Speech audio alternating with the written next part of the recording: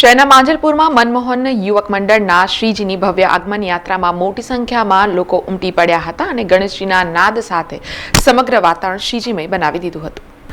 વડોદરા શહેરના માંજલપુરમાં આવેલા મનમોહન યુવક મંડળ, જે વડોદરાના મહારાજાના નામથી ઓળખાય છે, મંડળના શ્રીજીની ભવ્ય આગમન યાત્રા વાજતે ગાજતે નીકળી હતી, જેમાં હજારોની સંખ્યામાં ગણેશ ભક્તો જોડાયા હતા.